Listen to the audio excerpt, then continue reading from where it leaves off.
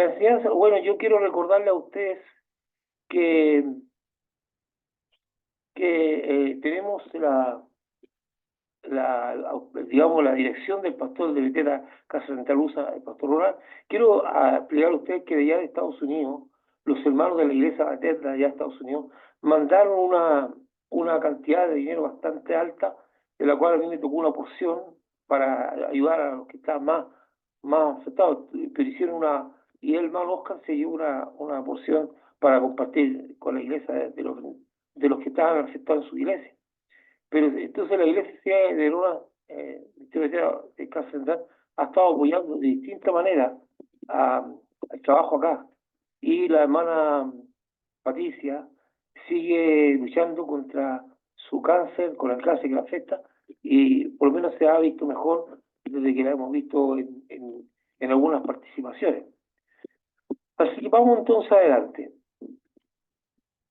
Entonces, estamos en una serie que hemos denominado Parábolas y Enseñanzas de Jesucristo. Hay algunas que la enseñanza va acompañada de la parábola y otras que es una enseñanza directa, como por ejemplo cuando Jesús habla sobre el monte y habla del sermón del monte, que empieza a entregar enseñanzas, pero no son parábolas. Entonces, por eso yo le puse parábolas y enseñanzas. En el caso este vamos a hablar del buen samaritano, ¿verdad? Entonces vamos a leer Lucas 10, del 25 al 37. Lucas 10, del 25 al 37. Lucas 10, del 25 al 37. Dice así. He aquí, un intérprete de la ley se levantó y dijo para probarle, maestro, vamos poniendo atención, porque dice que se levantó, quiere decir que está entre medio de la gente. Maestro, ¿haciendo qué cosa? Fíjense bien que la pregunta apunta a hacer cosas y no teniendo qué consideración espiritual o atendiendo a qué parte de la ley, sino que dice haciendo qué cosa. Importante, de la vida eterna. Él le dijo, ¿qué está escrito en la ley? ¿Cómo lees? ¿Qué es lo que estás estudiando? Aquel respondió y dijo, amarás al Señor tu Dios con todo tu corazón y con toda tu alma y con toda tu fuerza y con toda tu mente. Y a tu prójimo como a ti mismo. Ese es lo que nosotros llamamos el gran mandamiento, ¿verdad? Y nosotros entendemos, porque el hombre es un intérprete de la ley, pero está bien colocado, porque la ley son 600 y tantos mandamientos, de los cuales unos 300 tienen que ver con la relación con Dios o algo por el estilo, y los demás tienen que ver con cuestiones ceremoniales y de todo tipo. Él podía haber dicho, cuando Jesús le dijo dice que está escrito en la ley, eran muchos los mandamientos, pero el hombre está consciente que todos los mandamientos de la ley están resumidos en el gran mandamiento. Amar a Dios y amar al prójimo. Y todos los demás mandamientos están colgados de esto, especificando cómo amamos a Dios y cómo amamos al prójimo. Pero realmente el gran mandamiento, si tú te fijas, es amplio, abarca todo. Y le dijo, bien has respondido, haz esto y vivirás. Pero él, queriendo justificarse a sí mismo, dijo a Jesús, ¿y quién es mi prójimo? Respondió Jesús, dijo, un hombre descendía de Jerusalén a Jericó y cayó en manos de ladrones, los cuales le despojaron e hiriéndole se fueron dejándole medio muerto. Aconteció que descendió un sacerdote por aquel camino y viéndole pasó de largo. Asimismo un levita, llegando cerca de aquel lugar, viéndole pasó de largo. Por favor, todos estos personajes que estamos nombrando nos representan de algún modo a nosotros, porque la enseñanza de Jesús está fuera del tiempo y del espacio, o sea, está fuera del tiempo.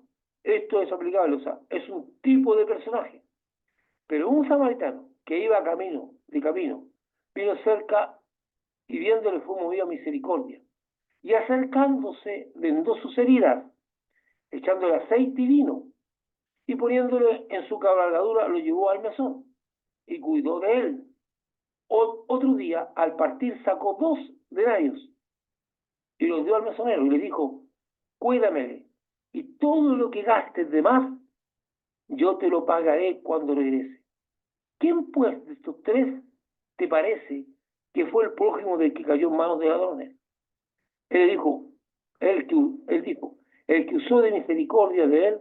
Entonces Jesús le dijo, ve y haz tú lo mismo. Bueno, el relato de la parábola del samaritano que ayudó al hombre herido por los bandidos y que los traductores de la Biblia de 1960 titulan como la parábola del buen samaritano, al igual que la parábola del hijo que se aparta de su padre para ir perdidamente, y cuando está arruinado vuelve a su padre, los traductores lo titularon como la parábola del hijo pródigo. ¿Qué significa pródigo? Derrochador, una persona disoluta. Hay gente que interpreta como pródigo, como querido, como arrepentido. No, pródigo es derrochador. Entonces, cuando la Biblia dice que la parábola del hijo pródigo, es la parábola del hijo derrochador, de aquello que diseminó su herencia viviendo perdidamente. Pero estos títulos no están ahí. No están en el relato. No es que Jesús en un momento diga cuando está haciendo el relato del hijo, que habla del hijo pródigo, ni tampoco habla del buen samaritano. Entonces, ¿qué es lo que pasa con eso? Que de alguna manera nos predispone mentalmente. Jesús nunca usó la palabra buen, como tampoco la palabra pródigo. Palabras que a veces predisponen la interpretación del texto, pero no la revelación del mismo. Pero predispone, entonces la gente ya está predispuesta. ¿Y qué es lo que ocurre? Que se queda con el buenismo del samaritano, pero no profundiza en sus acciones y actitudes y de los por qué. Nosotros los creyentes crecemos a través del estudio de la palabra, y muchas cosas que están aquí debemos asimilarlas y hacernos nuestras. Vamos a ver que hay cosas en el compromiso del samaritano que nosotros algunas veces le esquivamos o no queremos tomar. Y Jesús cuando enseña algo, y al final, recuérdense que termina el texto diciendo, ve tú y haz lo mismo. O sea, ¿qué es lo mismo? ¿Solamente una actitud de buenismo o lo que engloba toda la enseñanza de Jesús? Entonces vamos a mascar esto, vamos a entrarle dientes para saber qué espera Dios de nosotros con respecto a nuestro prójimo.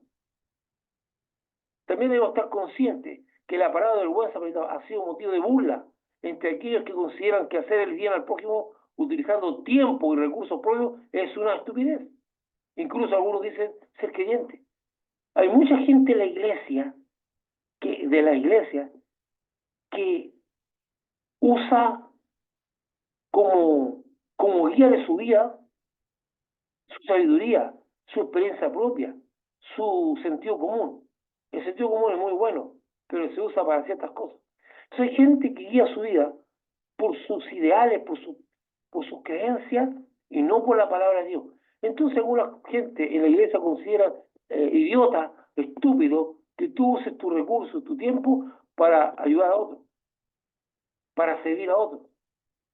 Y como lo he dicho antes, está bien, tú puedes creer eso, pero no solamente se conforman con eso, sino que además aconsejan a otros a no hacerlo. Por ejemplo, si un hermano tiene un deseo o Dios lo ha motivado a visitar la cárcel y empieza a ir a ver a los presos, no va a faltar que diga, ¿para qué tú haces eso? No pide, esa gente no va a cambiar, ¿por qué tú vas a ir a ver a los presos? Y empieza a darle argumento humano para desincentivar al hermano en ese servicio. Entonces, eso es nefasto, eso es algo horrible. O sea, si tú no quieres ser parte de un servicio, guárdatelo para ti. Pero no promueva, porque ¿qué es lo que ocurre? Escuche esto. Cuando una persona está haciendo la obra de Dios, está haciendo el servicio a Dios, incomoda a aquellos que no lo hacen. Aunque esa persona no les diga nada, ni los esté impulsando, ni los esté retando, sino que lo incomoda. Por eso la Biblia dice tan ciertamente en Juan, que vieron la luz al mundo y los hombres amaron más las tinieblas que la luz, porque sus obras eran malas. O sea, cuando la luz aparece, expone lo que no está bien. Es como, ustedes han visto, cuando usted, no sé si te ha pasado alguna vez, Hay, no sé, hay unos chinches que nosotros le decimos chanchito. No sé por qué le decimos chanchito, pero... Y cuando tú levantas una piedra así, están ahí, le da la luz y arrancan para todas partes, porque no soportan la luz. No sé si alguna vez te ha tocado mover una piedra y ¿por qué? Porque son fotosensibles, no sé qué será, pero aborrece la luz, le gusta estar entre la humedad y la oscuridad. Bueno, hay creyentes que se incomodan. Entonces, cuando tú iluminas un lugar con tu actitud, con tu presencia, generalmente algunos creyentes, entre comillas, se incomodan porque son expuestos en su actitud un tanto mediocre o completamente apartada de Dios. Entonces, ¿qué es lo que hace esa gente? Tratar de hacer que el corazón de aquel que está sirviendo se disminuya, se vea un poco complicado y deje de servir. Eso es un pecado terrible del cual tenemos que dar cuenta. Porque tú no tienes por qué arruinar el servicio de tu hermano. Entonces, yo estoy hablando de esto, para que tú nunca cedas en el mandato que te ha dado Dios, nunca cedas ante esas personas. Porque hay gente que es débil de carácter, hay gente que está recién empezando en el Evangelio, o no tiene experiencia, y no va a faltar el que, entre comillas, le va a dar un buen consejo, que no es ningún buen consejo. El único buen consejo está en la palabra de Dios. Y cuando alguien te habla no de su experiencia, sino de la palabra de Dios. No de lo que él cree, sino de lo que dice Dios. Porque cuando tú recibes un consejo que está basado en la palabra de Dios, tú eres bendecido. Pero cuando tú recibes un consejo en la experiencia, puede que te ayude o puede que no te ayude. Normalmente, algunas veces no te ayuda. Pero vamos a seguir un poco adelante. Dice que algunos se burlan de esta parábola del buen samaritano. Y de hecho, algunas veces con burla, tú eres un buen samaritano y se ríen de la gente. Porque por el afán que tienen algunas personas de servir al necesitado. Es interesante entender que Jesucristo recurre al relato de la parábola del buen samaritano para responder la pregunta del intérprete de la ley sobre quién es mi prójimo y no para explicar qué hacer, cómo hacer el bien a los demás. De hecho, es bien extraño, porque la conclusión que llega a la mayoría de la gente sobre la parábola del buen samaritano es que ésta enseña cómo hacer el bien a los demás, pero realmente no es el origen de la pregunta. La pregunta es, ¿quién es mi prójimo? Pero la parábola está muy enriquecida, la parábola es muy rica. Entonces vamos a sacar conclusiones. ¿Conclusiones para qué? Para practicarlas, pues. Para saber qué es lo que tenemos que hacer, cómo tenemos que hacerlo. Jesús, de una manera brillante, entre comillas, mata dos pájaros de un tiro, se va a decir. Nos lleva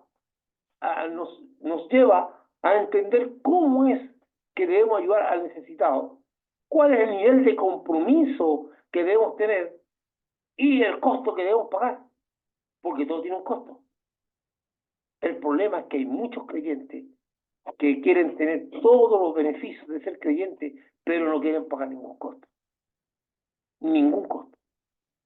El servir a Jesucristo tiene un costo, porque el Evangelio tiene muchos enemigos, porque el Evangelio tiene el principal enemigo que es el diablo, el cual se opone a todo lo que es Dios, y usará a las personas para tratar de evitar que tú cumplas el propósito de Dios, para hacer que tu corazón te permanezca o para evitar que tú lleves adelante el servicio que Dios te ha dado.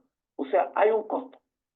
Y hay muchos opositores al Evangelio que van a hacer todo lo posible por evitar que tú sirvas a Dios o incluso atacarte, incluso poner en peligro tu vida. Entonces esto tiene un costo. El creyente que no entiende que el servir a Dios tiene un costo, no de parte de Dios, sino de parte de sus enemigos y de los opositores, que Jesús lo dijo bien claramente. Dice, los van a meter en la cárcel, los perseguirán, una serie de cosas que Jesús dijo. Hay un costo. El creyente que no entiende que hay un costo no ha entendido el Evangelio. No entendió que esto, entonces por eso hay algunos que dejan de servir a Dios, porque no han crecido en las convicciones. Vamos a... Entonces veamos ahora, veamos ahora los 3 primeros versículos que vamos a poner. Y aquí un intérprete de la ley se levantó y dijo, para probarle, maestro, ¿haciendo qué cosa heredaré la vida eterna? Y él le dijo, ¿qué está escrito en la ley? ¿Cómo lees? Y aquí respondiendo dijo, amarás al Señor tu Dios. Es interesante porque ahí pone cuatro cosas, generalmente este texto está en 3. Dice, amarás con todo tu corazón, con tu alma, con todas tus fuerzas y con toda tu mente. Bueno, ahí está alma y mente como ligadas. Y a tu prójimo como a ti mismo. Y le dijo, hubieras respondido, haz esto y vivirás. Los intérpretes eran los mismos escribas y fariseos considerados como autoridades para enseñar la escritura al pueblo. El Tanakh es el Antiguo Testamento y la Torá es el Pentateuco. Esa palabra Tanakh puede ser escrita con J o con K, te la vas a encontrar, que significa todo el Antiguo Testamento. A todo esto, el Antiguo Testamento, que es lo que mismo que usamos nosotros, y que tienen los judíos, ellos lo tienen ordenado de una manera muy diferente a como lo tenemos nosotros, pero son los mismos libros. Y también no tienen ellos los deuterocanónicos o los libros apócrifos, como nosotros lo llamamos. Por eso nuestra Biblia no tiene los libros deuterocanónicos, porque los judíos no reconocen esos libros como inspirados. Así que ellos eran lo mismo. Estos personajes se mezclaban con la multitud que iba a escuchar a Jesucristo, pero su intención no era aprender o enriquecerse con la enseñanza de Jesucristo, sino más bien buscaban encontrar una palabra dicha por Jesucristo que le permitiera acusarle de blasfemia y así poder condenarle a muerte. O sea, su intención no era aprender de Jesús, aunque muchas veces reconocían que la enseñanza de Jesucristo era muy ligada a la Escritura, y de hecho reconocían que era un maestro. El problema que tenían con Jesús era que él enseñaba y le daba vida a la ley. Por eso Jesús dice, yo no vine a abrogar la ley, sino que vine a darle un sentido a la ley.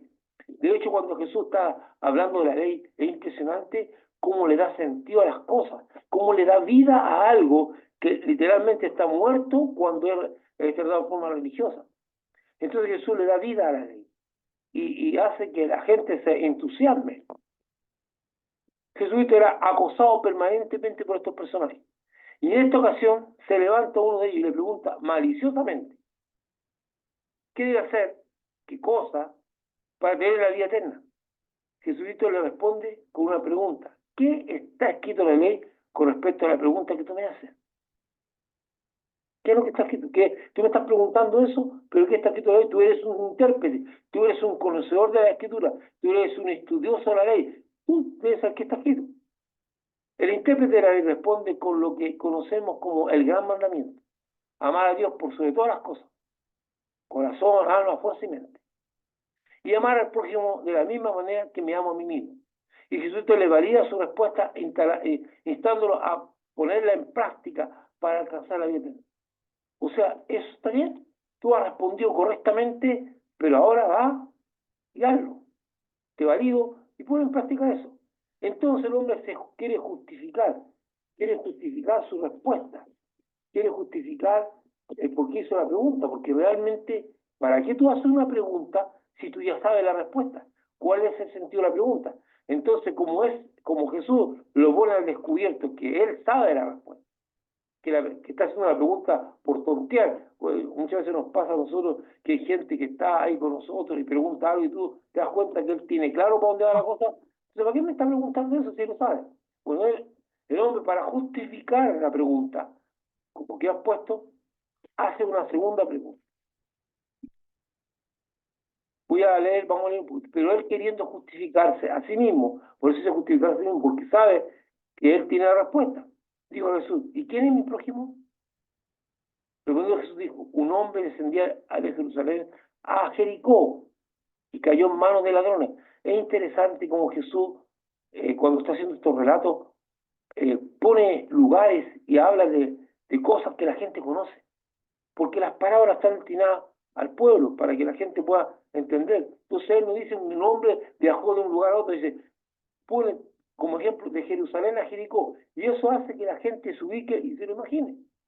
Y cayó en manos de ladrones, los cuales le despojaron, y hiriéndole se fueron dejando el mismo muerto. Aconteció que descendió un sacerdote por aquel camino, y viéndole, pasó de largo. Se dice que lo vio y decidió no hacer nada.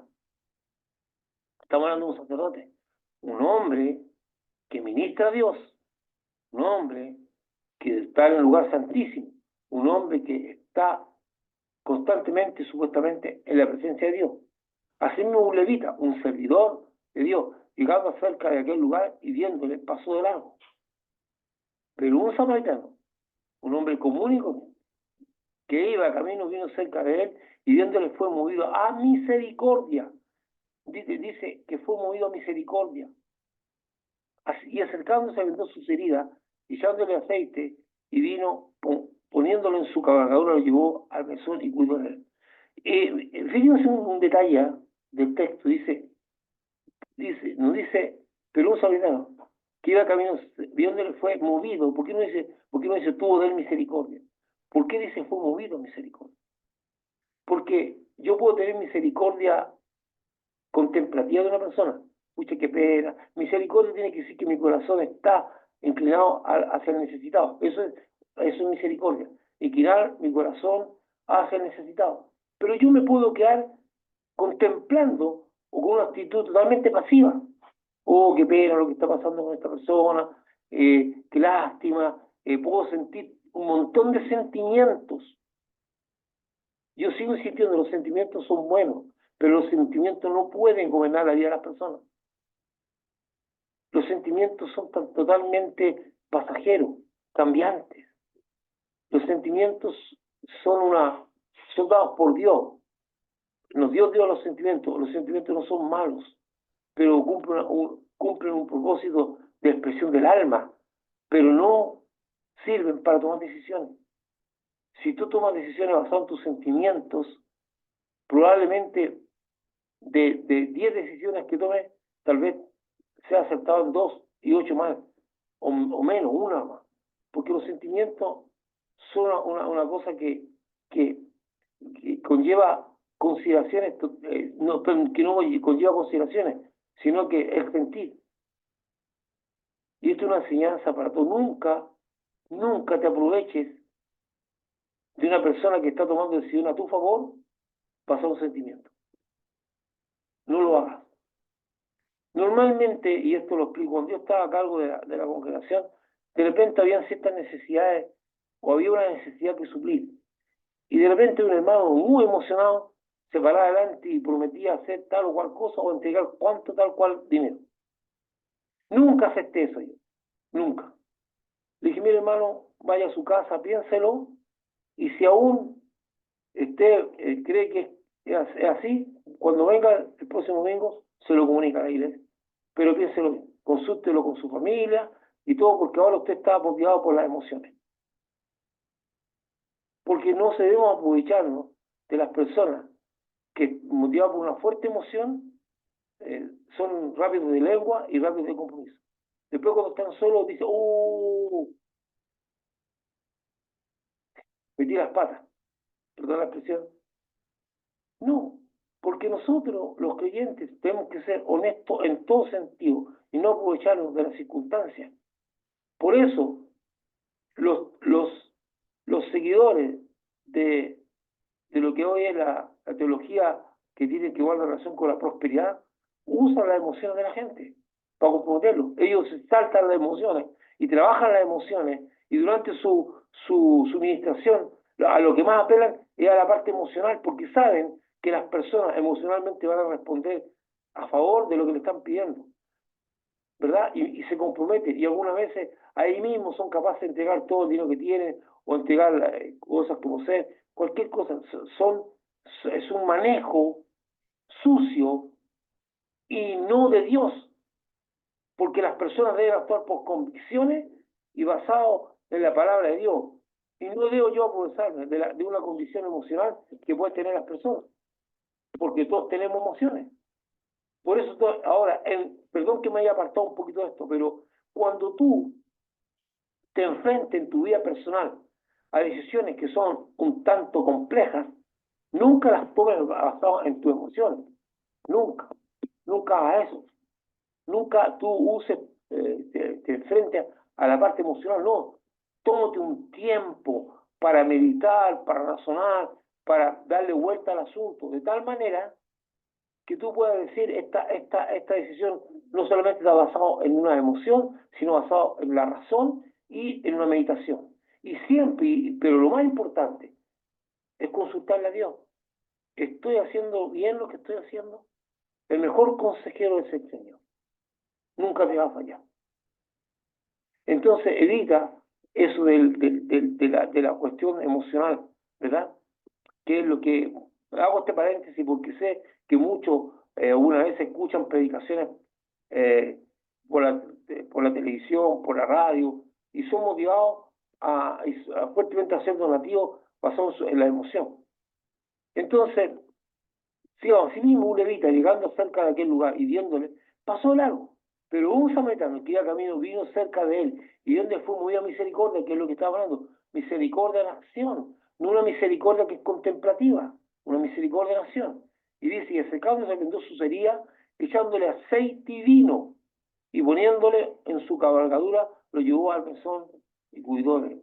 Ahora sabemos que el vino no solamente sirve para tomárselo, sino para la herida, ¿verdad? Vamos a... Oye, yo nunca he tratado, ¿verdad? A mí no se me ocurrió nunca, en una de esas cuando falta el alcohol, y eso, en una de esas, un poco de echarle ahí, a lo mejor todavía funciona eso, yo creo que sí. ¿Ah? A lo mejor no sabemos también el tipo de vino que usaba. Vamos un poquito más adelante, ¿ya?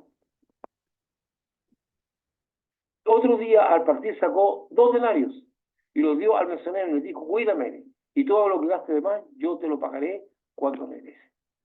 El intérprete de la ley quedó en evidencia que sabía perfectamente la respuesta a la pregunta que le hacía Jesucristo y quiso justificar su pregunta usando su respuesta del gran mandamiento. Pero por sobre la primera parte del gran mandamiento, dice, el amar a Dios, ya que antes los ojos del pueblo habría sido habría sido muy desmerecedor que hubiese preguntado, ¿y cómo se llama Dios? Claro, porque él da esa respuesta y Jesús dice, lo mismo. Entonces tengo que decir que no estoy entendiendo, no entiendo bien las cosas para poder justificarme. Pero él no puede decirle a las personas, pero ¿cómo se llama Dios? No puede, porque eso supuestamente es un templo de la ley, debe saber eso. Y ante los ojos del pueblo habría quedado muy en desmérito ante los que están escuchando. ¿Cómo este hombre que es un hombre que enseña la palabra de Dios, que es un intérprete de la ley, cómo no va a saber cómo se llama Dios? Aunque yo en mi foro personal creo que no sabían amar a Dios, que de hecho no amaban a Dios. Pero sigamos adelante. Dice que hubiese preguntado de cómo se llama Dios, sino que toma la segunda parte del gran mandamiento, el amar al prójimo, para decir que no tiene del todo claro quién es el prójimo. No tiene. Entonces dice, y no tiene, usa esa parte para decir, ¿y quién es mi prójimo? No debemos olvidar que la palabra del buen samaritano es dicha por Jesucristo para explicar quién es nuestro prójimo. Sin embargo, la palabra en sí misma contiene un conjunto de enseñanzas que van más allá de entender quién es mi prójimo. De hecho, para la mayoría de las personas que la conocen, el énfasis está puesto en la actitud del samaritano frente al necesitado. O sea, la mayoría de las personas, y de hecho usted va a escuchar a políticos, a filósofos, a maestros de escuela, a maestros de universidades, a autoridades, a un montón de personas que de alguna manera, algunas veces ni siquiera han leído la parábola, pero el cuento del buen samaritano, aquel que ayudó, y usan eso, tú eres un buen samaritano, y la usan en distintos contextos. Generalmente la usan desde un punto de vista negativo, para burlarse de las personas que tienen una actitud a favor del necesitado. El buen samaritano. Como si esa actitud fuera tonta y ridícula, porque ahora en estos tiempos se exalta más las personas que viven en conflicto o aquel que exige derechos, que aquel que sirve. Porque todo el mundo ahora lo que busca son derechos, no el servicio, no el dar. Y recuérdense que Jesús insiste que va a valer dar que recibir, pero aún así las personas consideran ridículo y tonto el servir, el ayudar a aquel que está necesitado. Son pocas las personas que lo ven de otra manera. Jesucristo, ante la pregunta del intérprete de la ley, responde haciendo un relato de un hombre que viaja de Jericó a Jerusalén, quien es interceptado por unos ladrones quienes lo roban, lo golpean y lo dejan desnudo dándolo por muerto, medio muerto. Y por el lugar pasará algunos personajes que verán a este hombre herido, ya que no se había muerto, y tomará una actitud frente a lo que ven. Entonces Jesús dice, relata que un hombre que está viajando de Jericó a Jerusalén, acuérdense ustedes que no había medio de transporte. Normalmente el que tenía un poquito más de recursos tenía una cabalgadura, un burrito o algo así. El que tenía más recursos podía tener una carreta o algún medio de transporte. Pero generalmente la gente lo que tenía eran sus pies y ojalá un buen par de sandalias para poder hacer esos caminos, que eran largos, polvorientos y cansadores. Entonces este hombre tenía que hacer un viaje de Jericó a Jerusalén, pero en el camino fue interceptado por unos ladrones que en el roban, lo golpean y lo dejan desnudo, dándole, dice, por muerto. Y por el lugar pasarán algunos personajes. Y aquí vamos a ver qué personajes pasan. Que lo ven y toman una actitud frente a él. Jesús te enseña que los dos primeros personajes que ven a este hombre herido son un sacerdote y un levita, los representantes del sistema religioso, que inicialmente fueron puestos por Dios para mantener vivo el fuego de Dios. Y cuando hablamos de fuego de Dios, el interés por Dios. Ellos tenían que incentivar en el servicio. Recuérdense ustedes que es muy interesante cuando Edra encuentra el libro de la ley, que hace muchos años no se leía, y con Nehemías y Edra exponen el libro de la ley ante el pueblo. Dice que los levitas hacían un esfuerzo y le explicaban a la gente el texto que estaba leyendo. O sea, ellos estaban sirviendo a Dios, haciendo que la gente tuviera entendimiento de lo que estaban leyendo. O sea, siempre en el contexto del servicio a Dios, no solamente tenía cabida el aspecto litúrgico religioso de la muerte del Cordero y del servicio a Dios, sino que tenía un aspecto de impactar al pueblo en la búsqueda de Dios, cosa que muy rara vez cumplieron, porque solamente se quedaron con lo ceremonial. Entonces, esta gente que tenía un entendimiento en su servicio a Dios, que supuestamente estaba en contacto con Dios, y Dios es amor, ellos podían entender el amor de Dios, pero pasaron frente al herido y se dieron cuenta que él no estaba muerto, pero que el hombre estaba muy mal herido, e ignoraron su necesidad y se fueron. Qué interesante que Jesús toma estos dos personajes, que son el top espiritual de Israel, el top, porque ellos eran los que están al top, ¿verdad? Para ponerlos como ejemplo de seres indiferentes. En este caso, tanto el sacerdote como el levita representan el espíritu religioso, que se basa en tradiciones e interpretaciones convenientes a sus fines, ignorando el amor de Dios. Yo conozco gente en la iglesia de actual que es igual. No van a hacer nada que le incomode y que lo saque de su posición de comodidad. Si algo lo incomoda, no. Hay gente que nunca hace servicio alguno en la iglesia, nunca. Van a escuchar y se sienten que están muy relacionados con Dios. Pero mi relación con Dios nunca ha sido estática. El amor a Dios yo no lo demuestro con una emoción, con sentimiento. De hecho, Jesucristo mismo, cuando trata el amor hacia Él, dice, si me amáis, guardad mi mandamiento. O sea, es una interacción. Yo amo a Dios porque procuro seguir su palabra y ponerla en práctica. No solamente porque siento algo por Dios, no solamente porque soy conmovido por el Espíritu. Yo le demuestro el amor a Dios porque hago lo que Él me dice. De hecho, el Señor dice, ¿qué es lo que demando de ti? Que hagáis el bien al prójimo, que no auxilie la viuda, que cumple la palabra, que cumple mi mandamiento. Entonces, yo le demuestro el amor a Dios con hechos concretos, que es cumpliendo los mandamientos, guardando su palabra, conociendo a Dios. A ello demuestro mi amor a Dios. Entonces, estos hombres llenos de ese conocimiento muy litúrgico han ignorado al herido y han pasado a la.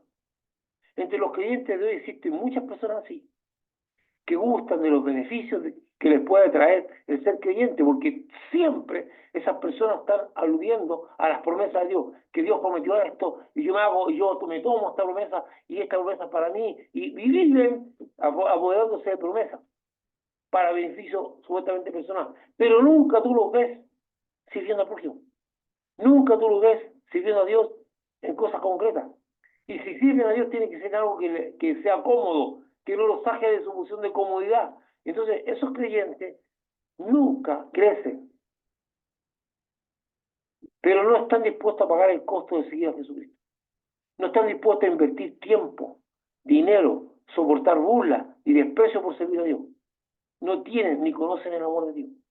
No tienen ni conocen el amor de Dios. Escuche esto, Dios es amor.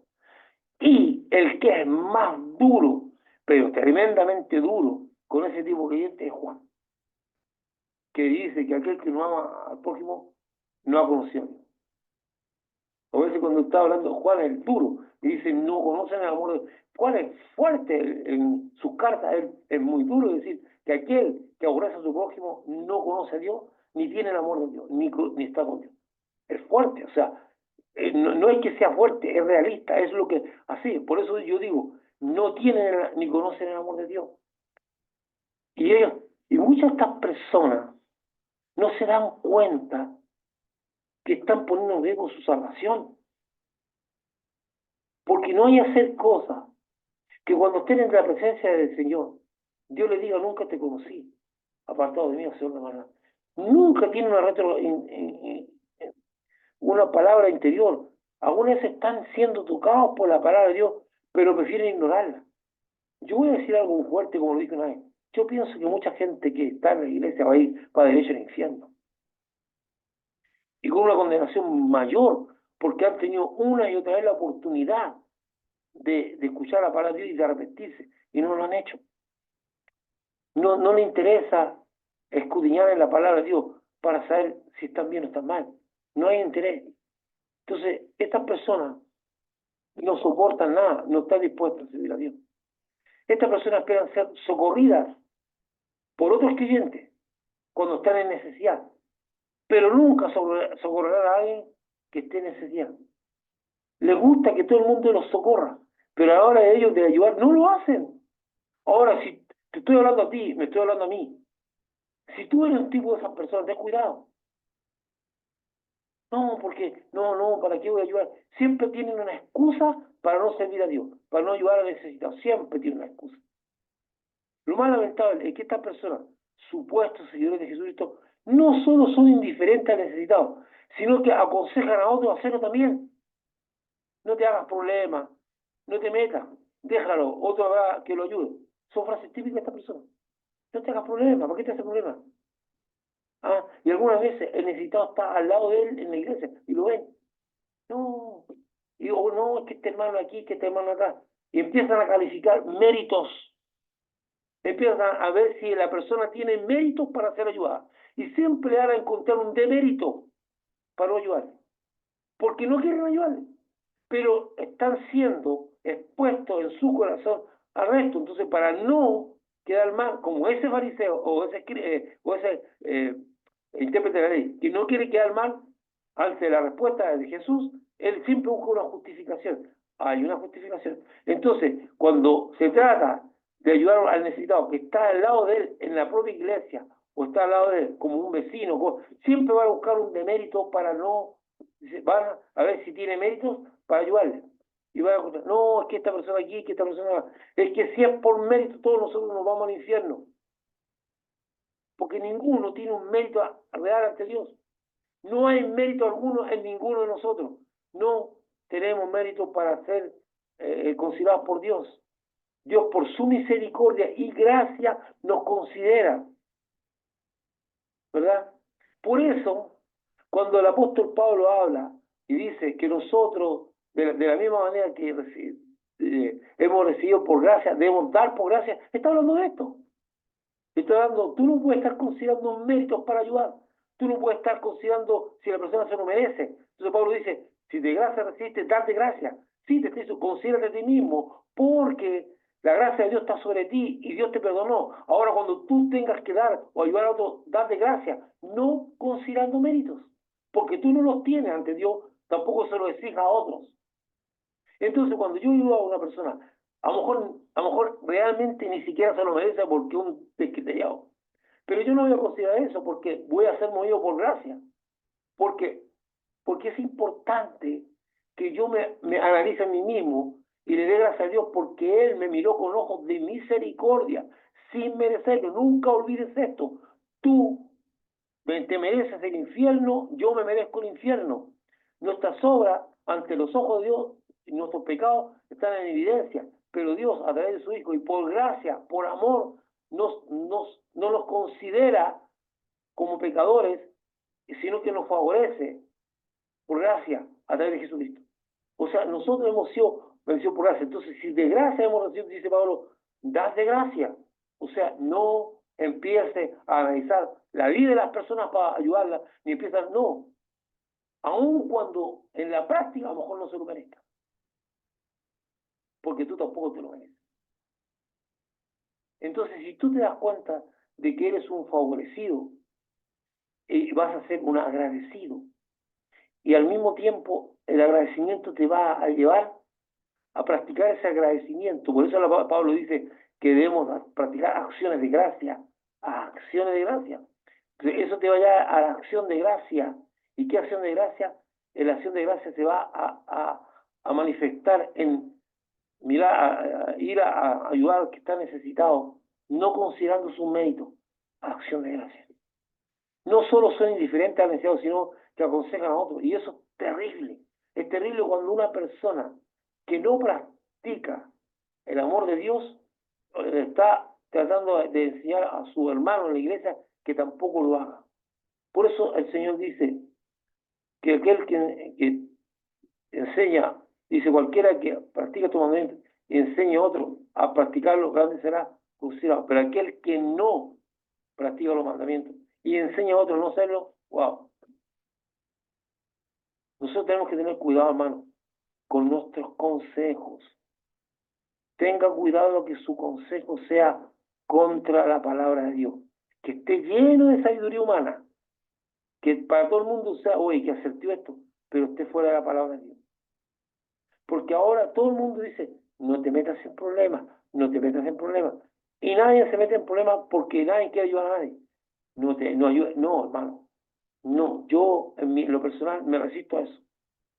Hay riesgo, está en riesgo mi vida, está en riesgo mi finanzas, está en riesgo muchas cosas, pero aquel que me provee y aquel que determina cuándo yo parto de este mundo no es hombre alguno, es Dios. Y aquel que ve por mis finanzas y aquel que me provee no es hombre alguno, no es el sistema financiero, ni la AFP, ni nada, es Dios. Fíjense que con respecto a lo que está pasando ahora en Israel, con este ataque de Irán y lo que se viene encima, fuertemente, porque Israel yo creo que la cosa, de hecho esto es muy apocalíptico, ¿eh? Pero nosotros vamos a observarlo, vamos a ser como María, vamos a guardar esto en nuestro corazón y vamos a estar atentos a lo que pasa para saber cómo tenemos que responder. Pero una persona inmediatamente hizo un comentario diciendo, el lunes las bolsas de valores van a estar en el suelo. Con esto. O sea, y si yo, que soy una persona que tengo mi jubilación y todo eso, y que depende de lo que tengo ahorrado, o sea, yo podría decir, ay, mis fondos se van a ir a la ruina. Es que yo no dependo de eso, yo dependo de Dios, no dependo de las personas. Porque si yo lo mirara así, estaría angustiado todo el tiempo. Pero Jesús dice, venid a mí todos los que estáis cargados y cansados, que yo os haré descansar. Entonces nuestro reposo está en Cristo, en su palabra. Dice que nosotros valemos más que unos pajaritos y que Dios no nos va a dejar de sustentar. Hermano, vivir en fe y vivir por fe es difícil. Por eso cuando la gente dice que la fe es gratis, yo no estoy de acuerdo con eso. Yo no estoy de acuerdo que la fe es gratis. No, hermano. Vivir en fe le cuesta mucho. Porque nosotros, cuando te dicen tienes que confiar en Dios, que Dios te va a sustentar, eso es muy bonito decirlo cuando tú no tienes ninguna necesidad y todas tus necesidades están suplidas. Pero cuando empieza a faltar, wow, alguna vez aflora la duda. ¿Realmente irá a aparecer lo que necesito? ¿Me irá a alcanzar? ¿Tendré para comer? ¿Tendré para vestir? ¿Tendré para pagar el arriendo? ¿Dios me irá a dar eso? Entonces vivir en fe es algo que tiene que ver con mi andar con Dios. Por eso yo debo meterme con Dios, procurar conocerle, porque mientras más conozco a una persona, más confío en ella. Mientras más conozco a Dios, más confío en él. Y mi corazón se va fortaleciendo. Pero mientras menos sé de Dios, mientras más me distancio de Dios, menos confío. Entonces, tengo cuidado con lo que usted aconseja. Porque la gente que da estos consejos es porque están siendo expuestos a la luz. Me recuerdo que un día un cliente me dijo eso de ir a la cárcel, y es una persona que ya lleva años. Y yo le dije, eso es una forma de decir nomás, no es que uno tenga que ir a la cárcel. O sea, si todos los clientes pensaron lo mismo, nadie va a la cárcel a ver a los presos. Nadie va al hospital a ver a los enfermos. Que tú no quieras ir es tu problema, o es tú, pero tú no digas a otro que no se necesita hacer eso. De acuerdo al relato bíblico, judíos y samaritanos no se trataban entre sí. Más bien los judíos sentían desprecio por los samaritanos. Y Jesucristo, de una forma brillante, pone como ejemplo a un viajero samaritano. ¡Qué incomodidad más grande para esta gente! Yo lo encontré brillante, ¿verdad? Les canta al personaje más odiado por ellos. Ni siquiera sentían tanto odio por los gentiles como sentían por los samaritanos. Es un desprecio total. Entonces Jesús decide poner al hombre que sirve un samaritano. Yo me hizo gustado estar ahí para ver la cara de los fariseos, ¿verdad? Este samaritano verá al herido, que es judío, y será movido a misericordia, a disponer misericordia es disponer el corazón al necesitado, ¿verdad? Entonces este samaritano ve al herido y será movido a misericordia, o sea, una acción.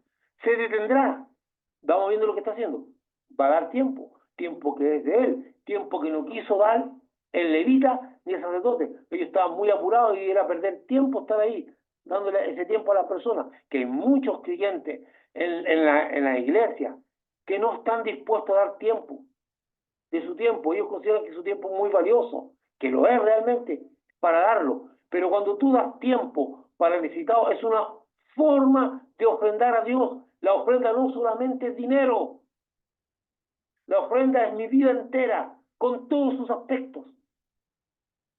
Mi bolsillo, mi tiempo, mis capacidades, mis talentos, mis dones, todo. Todo yo soy una ofrenda a Dios. Y todo lo que Dios me dio es una ofrenda a Dios. Entonces la gente cree que ofrenda solamente dinero. No ofrenda. Por ejemplo, este hombre se detuvo. A lo mejor tenía un negocio importante que hacer en Jerusalén y perdió tiempo, entre comillas, pero no lo perdió, decidió invertirlo. Entonces, se detendrá, o sea, dará tiempo que no. Aún corriendo riesgo que alguien también le roben, está corriendo un riesgo. Puede ser que los bandidos estén por ahí cerca y lo roben, pero él decide ayudarlo. Entonces, el riesgo de que a él también lo roben, y socorrerá al hombre herido, y curándolo, venderá sus heridas.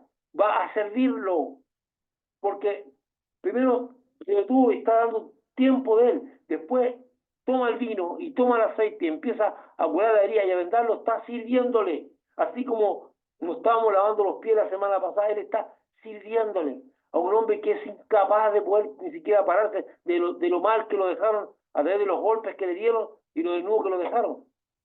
No puede valerse por sí mismo, no puede ni siquiera levantarse.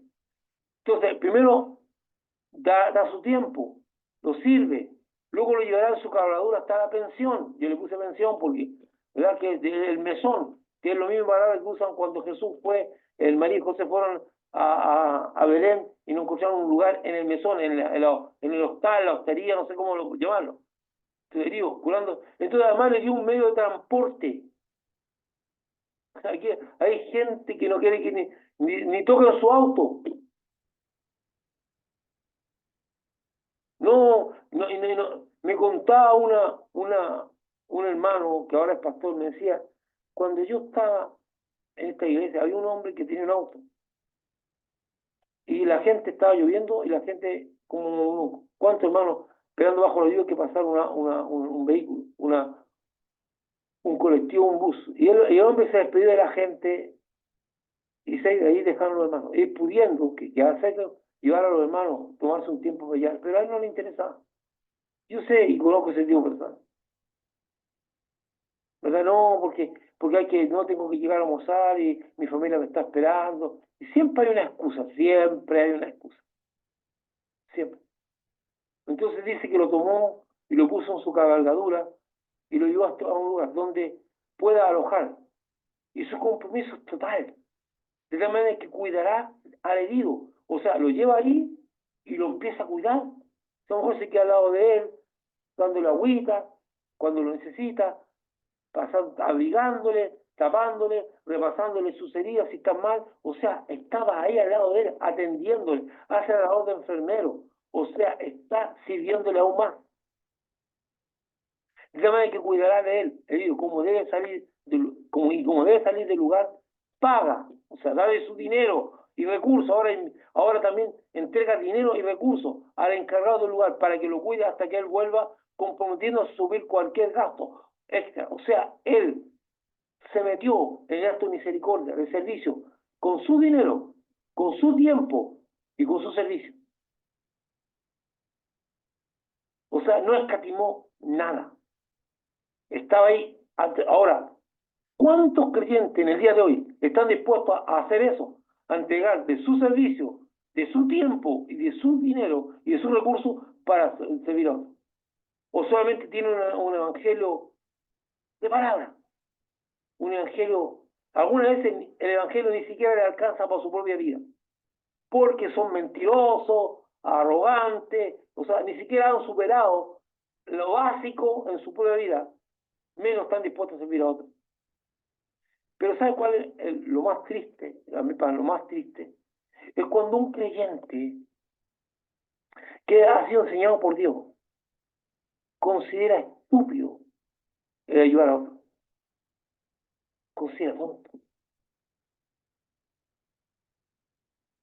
Yo puedo entender que tú puedas tener tus propios pensamientos, pero ninguno de tus pensamientos puede ir contra la palabra de Dios. Ninguno de tu enfoque debe ir contra la palabra de Dios. Entonces Jesús, cuando enseña la parábola del hijo pródigo, del buen samaritano, no solamente está explicando quién es mi prójimo, sino que nos está dando una pauta de cómo debemos servir, de cómo debemos actuar. Fíjate, ¿haría usted esto? ¿Lo haría? ¿Haría yo esto?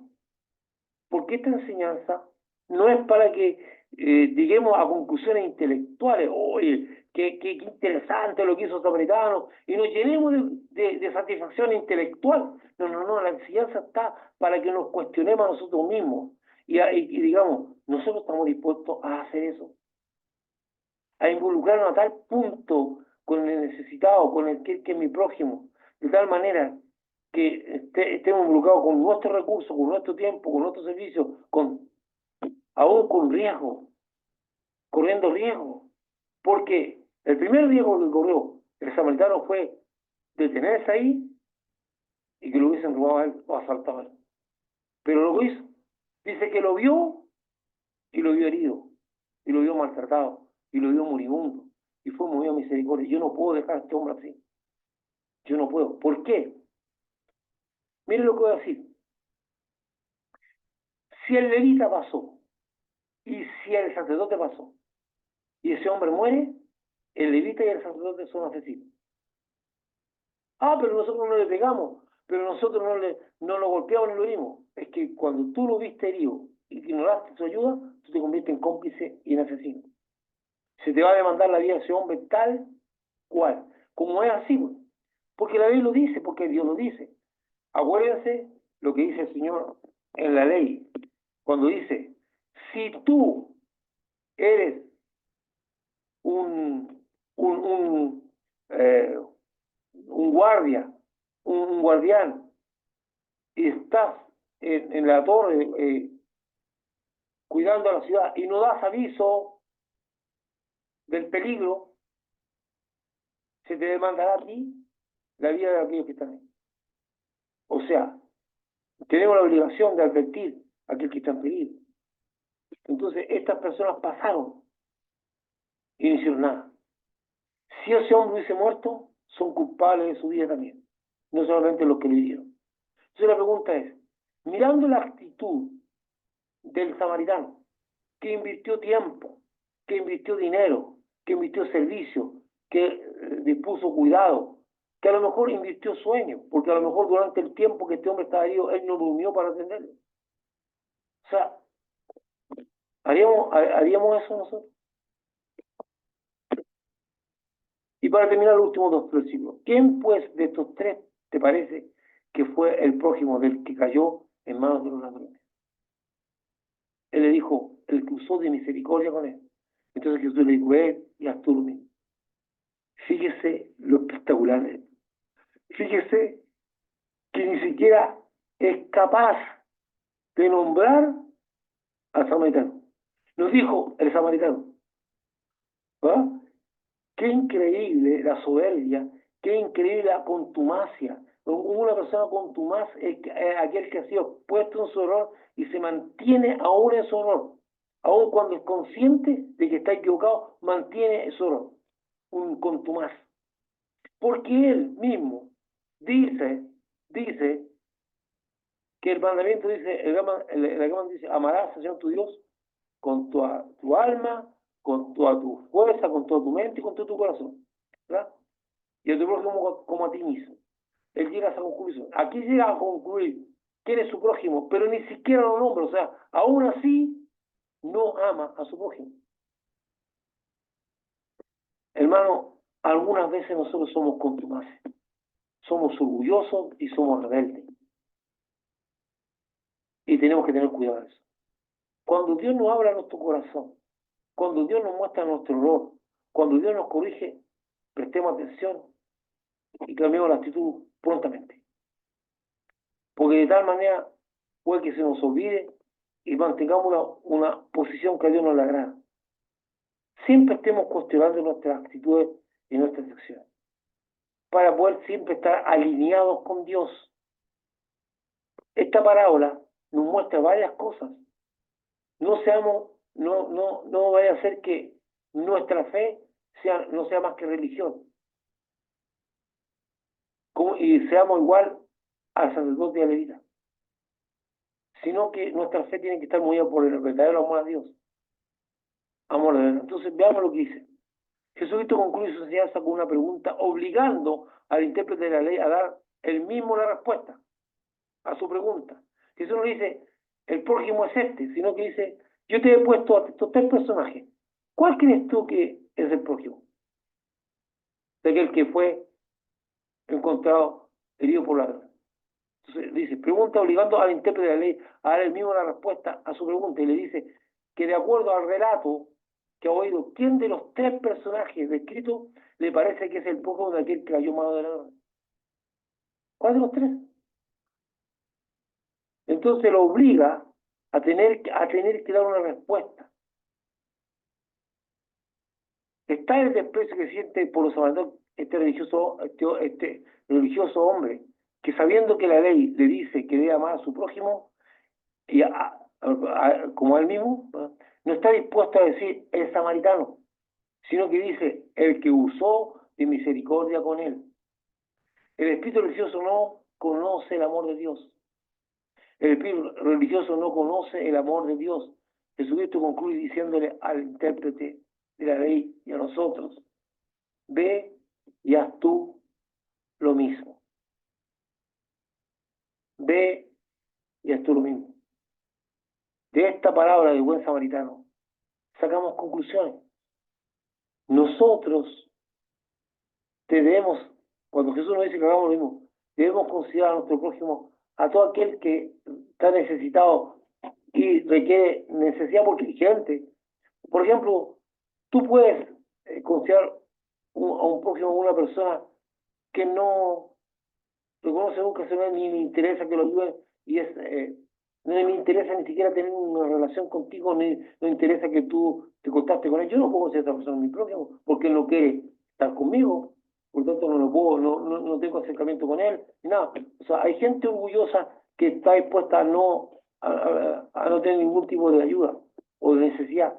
Y hay gente que algunas veces está necesitada, no quiere que lo ayuden, pero en el fondo él reconoce que necesita ayuda y nosotros y nos permite estar cerca de ella. Pero hay gente que no. Entonces dice, aquel que está requiriendo de ti, tú no se lo niegues. Y haz uso de la misericordia y la gracia. La gracia. Cuando dice no, cuando la Biblia te dice, dad de gracia, dad sin considerar méritos. Nosotros somos recontra buenos, muy buenos para decir, este se lo merece y este no se lo merece.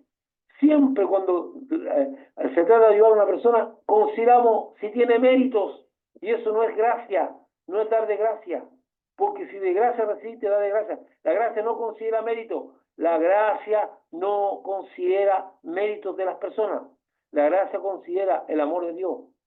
Dios se encarga del resto. Yo voy a servir, ayudar a otra persona, aunque ésta no se lo merezca, aunque ésta sea pesada, aunque ésta sea... No, yo la voy a bendecir, no porque yo tampoco tengo méritos, porque si de gracia recibí, yo doy de gracia. Mira, mis queridos hermanos, dejo un tiempo para que usted me pueda preguntar. Nosotros vamos a dejar hasta aquí digamos, esta, digamos, exposición. Yo espero que ayude a visualizar de una manera diferente la parábola del buen samaritano.